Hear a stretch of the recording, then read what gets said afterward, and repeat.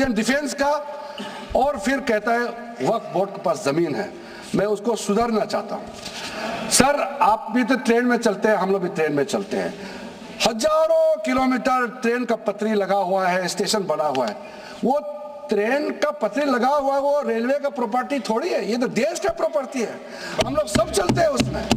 इसको आप कैसे लगा सकते हैं कि रेलवे के पास इतना है, वक्फ बोर्ड के पास इतना है? वो देश का प्रॉपर्टी है। हमारा डिफेंस के पास कहता है कि सेकंड लार्जेस्ट है।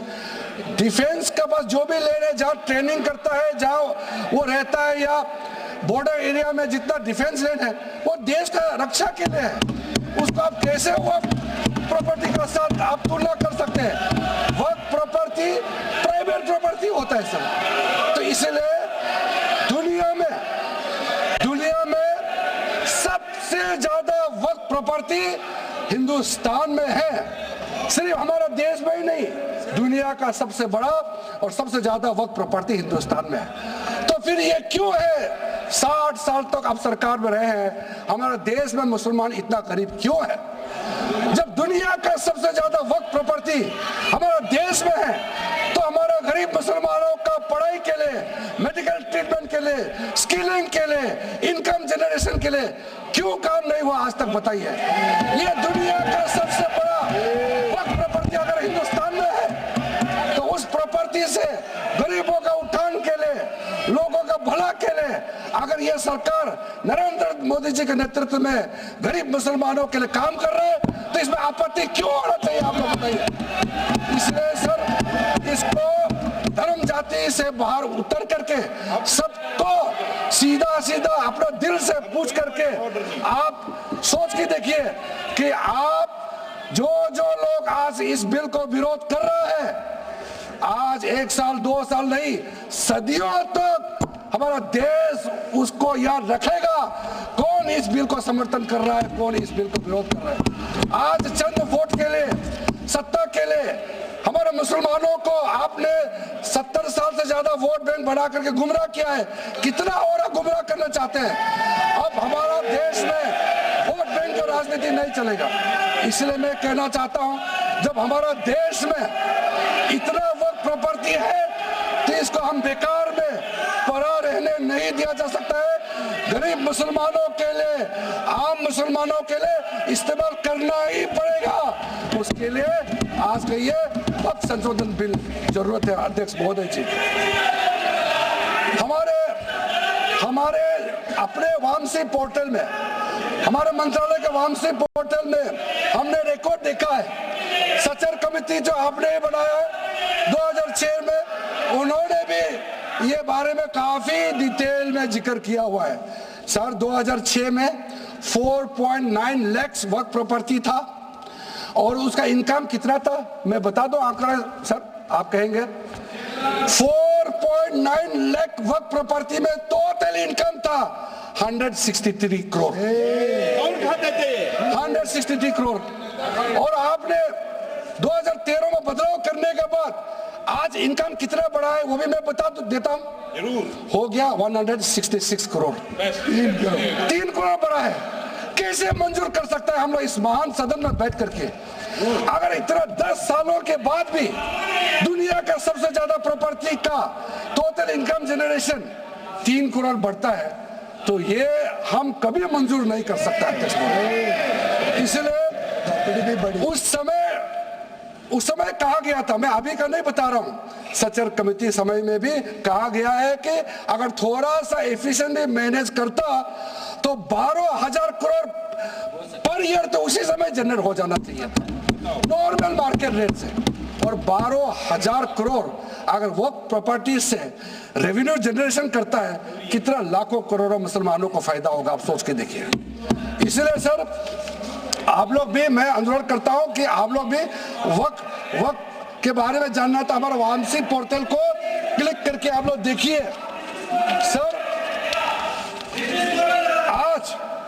आज वो 4.9 लाख से बढ़ करके टोटल वक्फ प्रॉपर्टी बन गया है 8.72 लाख। हमारा देश में वक्फ प्रॉपर्टी बन गया है।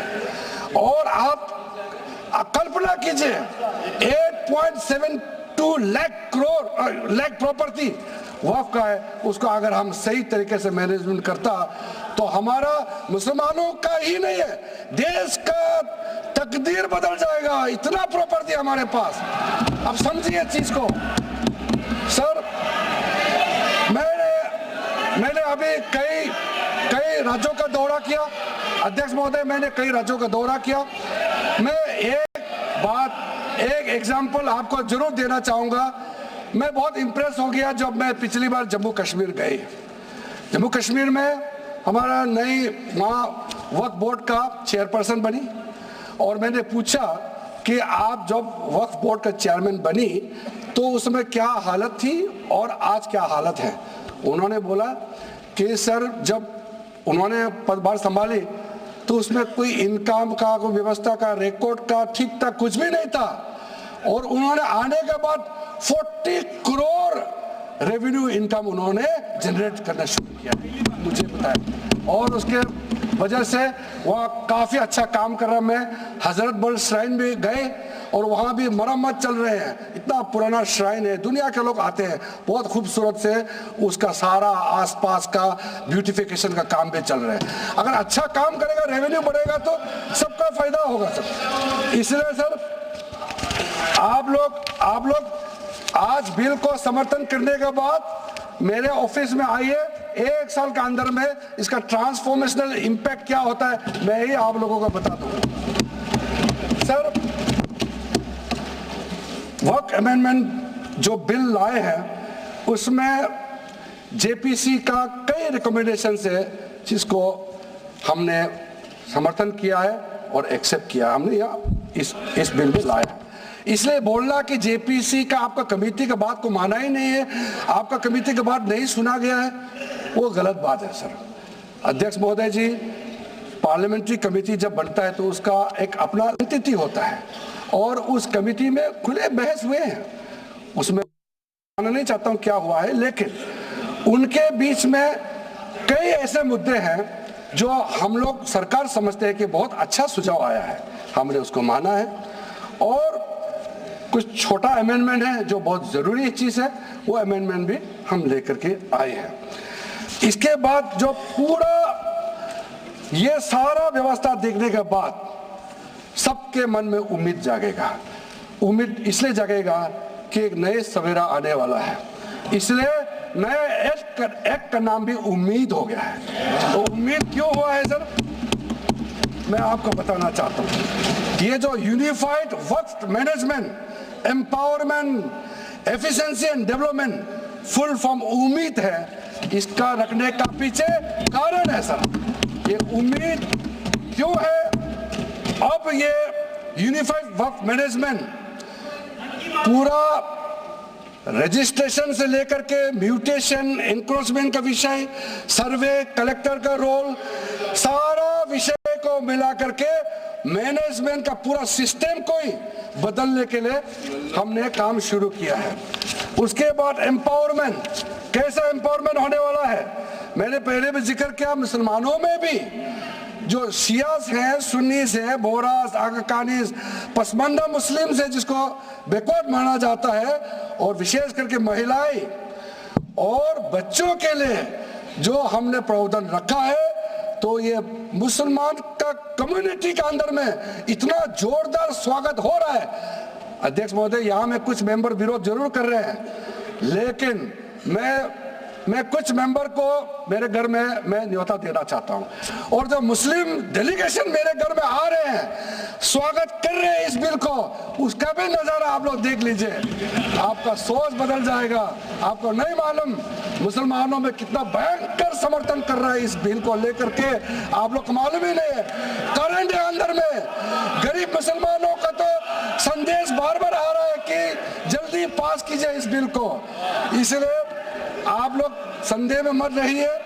एफिशिएंसी को हमने बढ़ाने का काम किया है, टेक्नोलॉजी का उपयोग करते हुए सेंट्रलाइज्ड डेटाबेस होगा, डिजिटल पोर्टल होगा, कोई छुप के अंधेरे रातों में वर्क क्रिएट नहीं कर सकता है।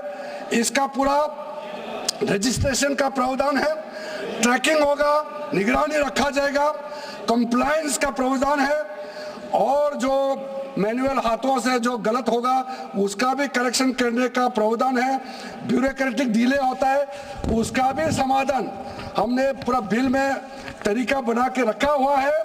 और आखिर में इसका ऑडिट प्रॉपर होना चाहिए, तो ऑडिट का भी प्रावधान हम लोग राज्य सरकार को ऊपर में छोड़ा है, क्योंकि आखिर तो सर ये सारा प्रॉपर्टी का अथॉरिटी राज्य सरकार का है। बोर्ड का अपॉइंटमेंट भी राज्य सरकार को करना है, केंद्र सरकार का कोई रोल नहीं है।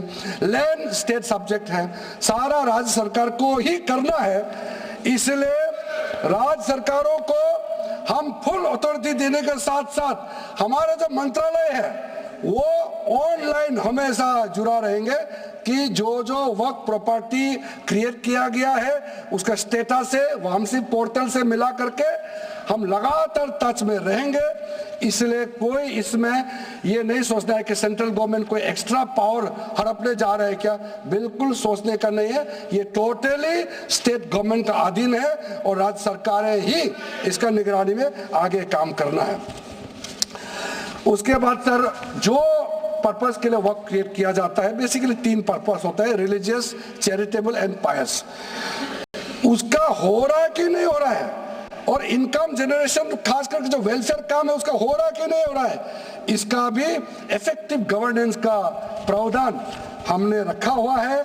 और साथ साथ सर मैं आपको इस उम्मीद के साथ साथ ये कहना चाहता हूं कि जो रिफॉर्म्स हमने जो लाए हैं और साथ साथ में जो प्रावधान कुछ बदलाव हमने आपको बहुत शॉर्ट में बताया, क्योंकि डिटेल में तो मैं रिप्लाई तो करूंगा ही।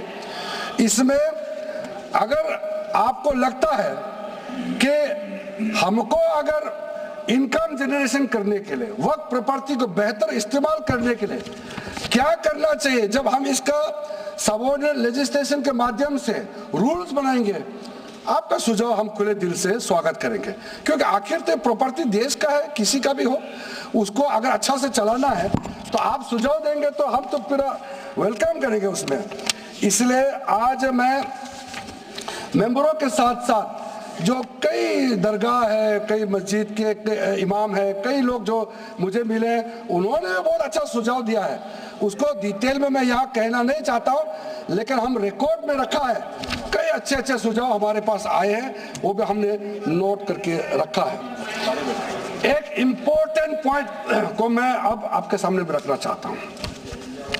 ये जो हमने एक डेफिनेशन में जो बदलाव लाया है, इस डेफिनेशन में बदलाव का सबसे बड़ा मतलब यह है कि मुसलमानों में भी जो वक्फ के अंदर में अपना प्रॉपर्टी, वक्फ प्रॉपर्टी इस वक्फ बोर्ड के प्रावधान से गवर्न करना चाहते हैं, मोस्ट वेलकम है। अगर वो ट्रस्ट के माध्यम से अपना प्रॉपर्टी का अलग तरीके से वक्फ करना, वो चलाना चाहता है, मैनेज करना चाहता है, उसके लिए भी छूट दिया गया है। तो इसमें जो आप लोग बार बार कहते हैं कि वक्फ बोर्ड में गैर मुसलमान कैसे आ रहा है, इसका मैं छोटा सा एग्जांपल देना चाहता हूं। अभी हम लोग किसी धर्म, किसी जाति का हिसाब से तो हम एमपी नहीं बने हैं, हम तो ऐसे सिटीजन होकर के एमपी बने हैं। तो अगर मेरा कॉन्स्टिट्यूंसी वाला हमको कहेंगे कि किरण रिजिजू मेरा यहाँ नहीं आ सकता है, हमारा धर्म और तुम्हारा धर्म अलग है, तो कैसे होगा? मैं तो एज एमपी, मेरे पास अथॉरिटी है, मैं जा सकता हूँ। उसी प्रकार से आपका ट्रस्ट है, ट्रस्ट को चलाता है चैरिटी कमिश्नर। तो ट्रस्ट वाला कैसे कहेंगे कि चैरिटी कमिश्नर मेरा जात का ही होना चाहिए? चैरिटी कमिश्नर तो गवर्नेंस को संभालने के लिए है, चलाता तो ट्रस्ट है। उसी प्रकार से आप कैसे कह सकते हैं कि मेरा वक्फ प्रॉपर्टी को देखने के लिए वक्फ बोर्ड में गैर मुसलमान नहीं हो सकता है? आप कैसे कह सकते हैं? ये तर्क को आप थोड़ा गहराई से सोचिए, क्योंकि ये बार बार कहा गया है, मैं नाम नहीं लूंगा, वो बाद में तो बोलेंगे हमारे कुछ लोग हैं कि मुस्लिम का अफेयर्स में नॉन मुस्लिम क्यों आ रहा है। अरे ये धार्मिक व्यवस्था से कोई लेना देना नहीं है, मैं बार बार कह रहा हूं। इसलिए ये प्रॉपर्टी है, वक्त प्रॉपर्टी है, आप लोग इसको समझिएगा।